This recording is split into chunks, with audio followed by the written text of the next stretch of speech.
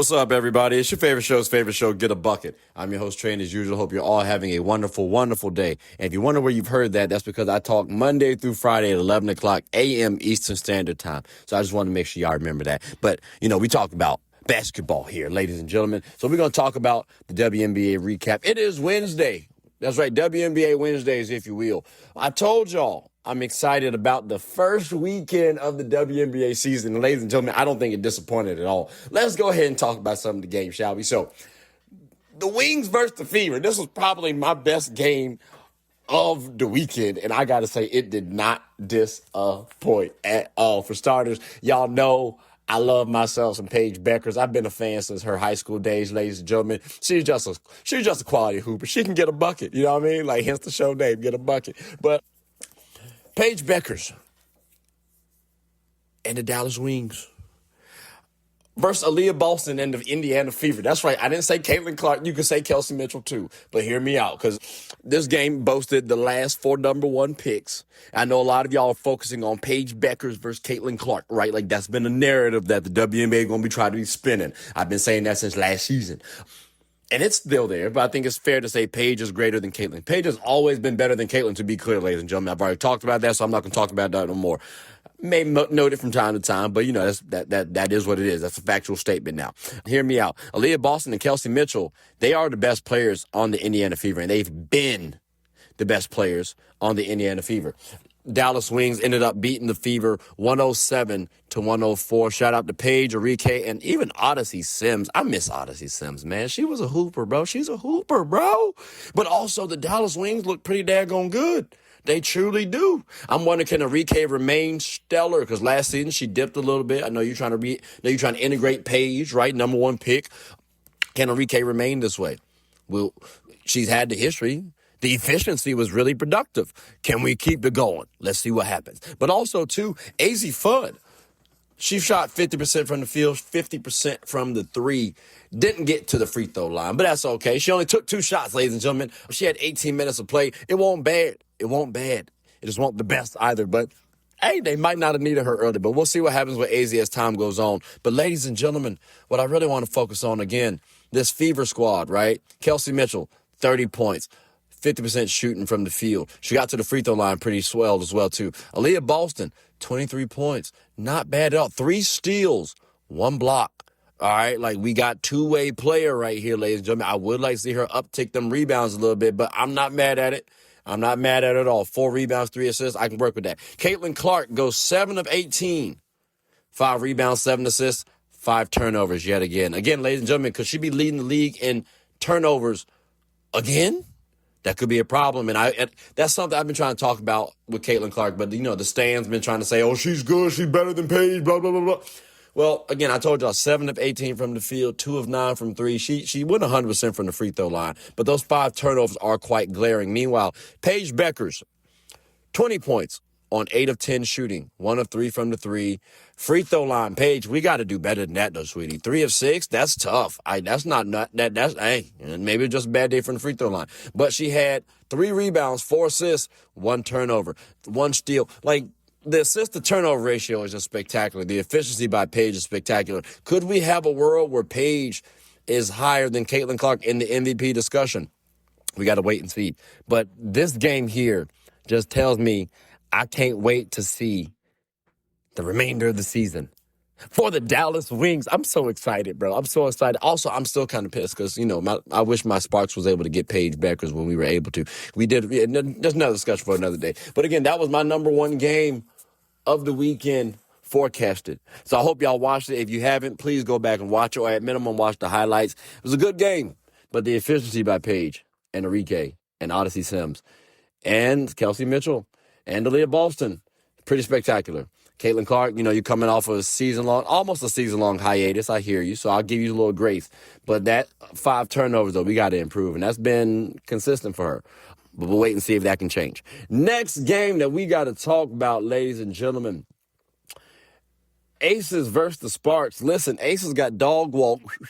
Come here, little fella. Like they got dog walk game 1 by the Mercury. And I don't know if that put a chip on their shoulder or not, but they decided to dog walk my Sparks, bro, and it really hurt because I came into this thinking, all right, we got Kelsey Plum, De'Arica Hamby versus the Aces. Remember, those two players used to play on the Aces, so they got to have a chip on their shoulder, right? And I'm trying to figure out if my Sparks are contenders. Like, what's their contending status? Now, to be fair, Kelsey Plum, 10 of 18 from the field, 4 of 8 from the three-point line, right? 27 points. That ain't bad. But as my point guard, I will say this. I need more than 2 assists from Kelsey. I get you on the 27 points. She had the most points throughout the entire game. I hear you, heard you. But again, I need a little more assists as well. Shout out NECA, you know what I'm saying? You do what you do. De'Arica, listen, sweetie, we got to do a little bit better than that. 4 of 11, you only got 12 points. You was on the floor 27 minutes. I need a little bit more production than that, baby. I need a little more production than that, all right?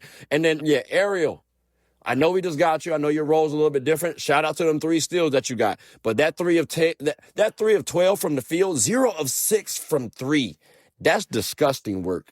We can't have that happen. You played 32 minutes. We got to do better than that. I don't know what's going on with Cameron Brink, ladies and gentlemen. 8 minutes of play, 3 rebounds, 3 turnovers.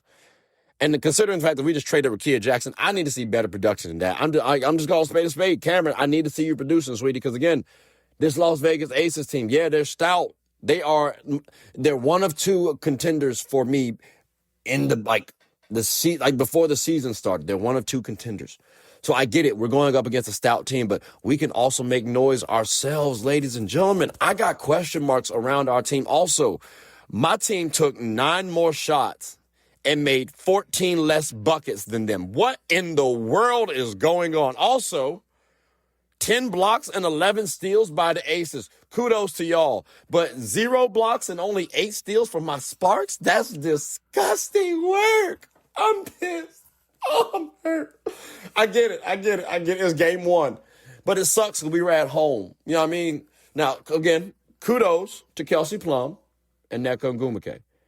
Everybody else, though, we got it. Erica Wheeler, 1 of 11, 0 of 6 from... Sheesh.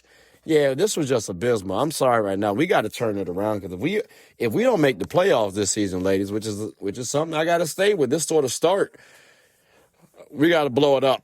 And that's going to suck because we just gave away Rickea.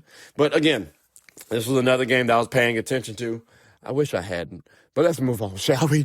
To the Dream versus the Lynx. Now, ladies and gentlemen, I did say that these were 2 contending teams, but right now for the playoffs, we got to see if they're contending status, right? Keep in mind, okay, this is early, but I think they're trending in the right direction.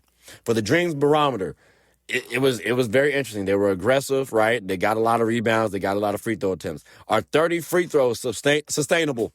I don't know. I genuinely do not know. 46 rebounds.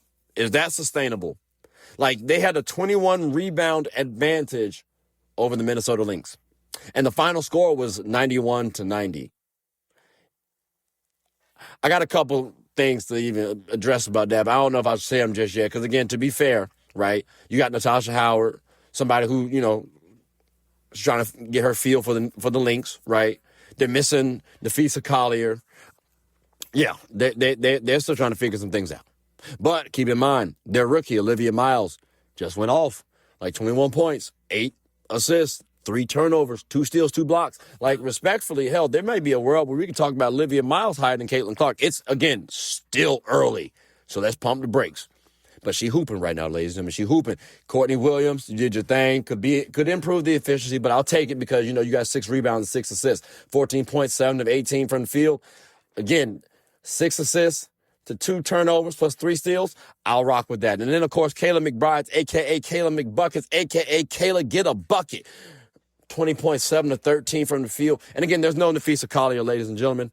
That's kind of scary. And again, the advantages that the Dream had, and you only win by 1. Yes, you're on the road. I'll give you credit. But again, ladies and gentlemen, we got to point that out. Now, Alicia Gray, you gave us 24 points, 7 of 18, but the free throw line is where you did your damage, 9 of 11.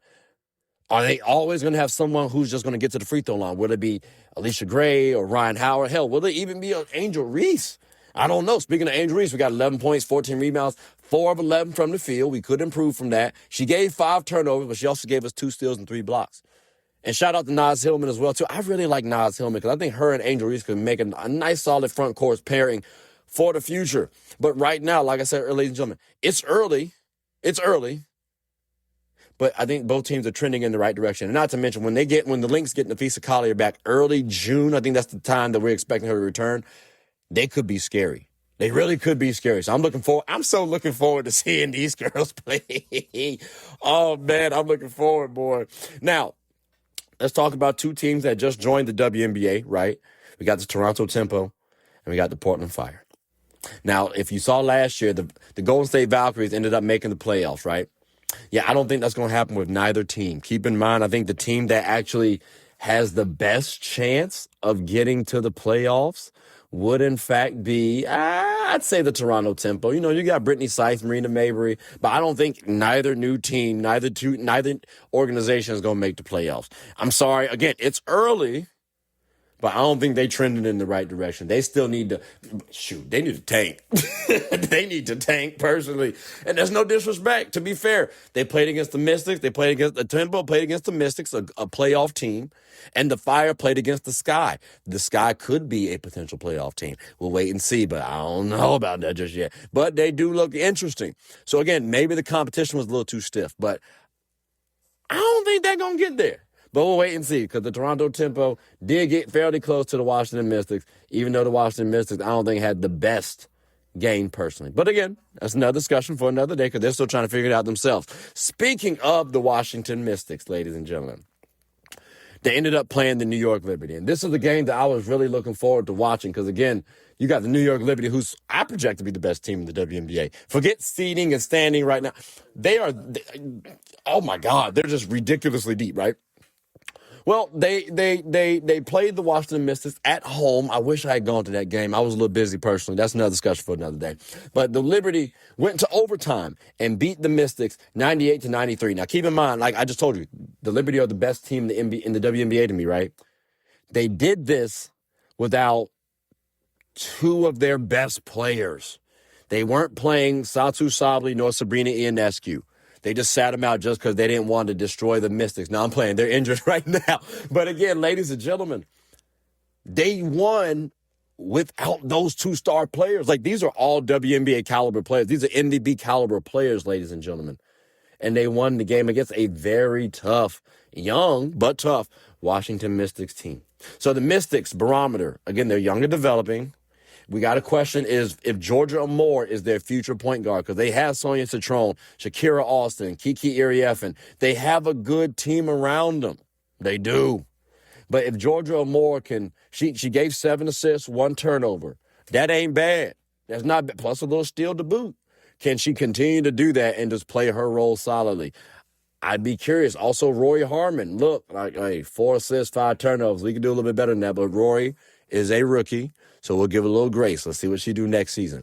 But she's pretty spectacular herself. I like how she play on the defensive end. Ladies and gentlemen, I do like the Mystics in the future.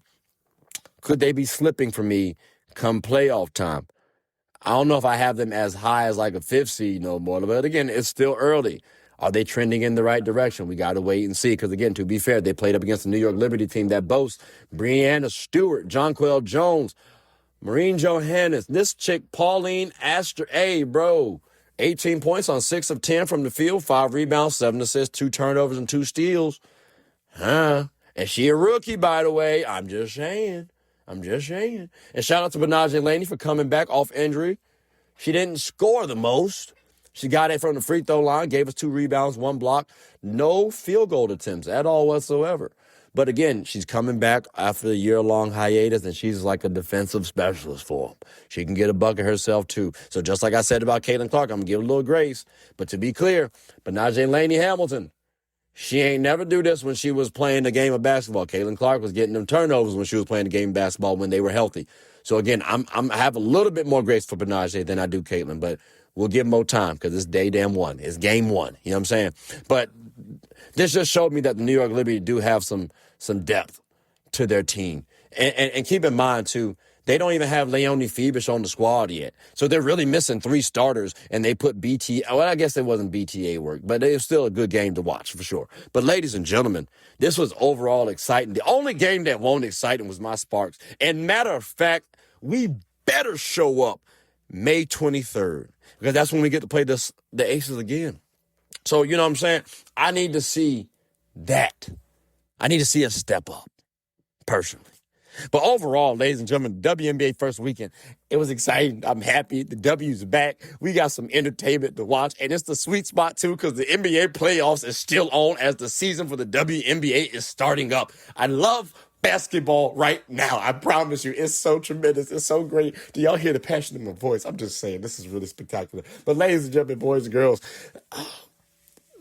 you got to watch the WNBA if you haven't already. You got to start tuning in. But trust me, it's a good one. But that does conclude the end of the episode. So ladies and gentlemen, boys and girls, please make sure to like, subscribe, comment, and tell anyone who's anyone, 1, about the WNBA, and then 2, about my show. My name is Trey. I'm the host of Get a Bucket. I hope you're all having a good one. Take care.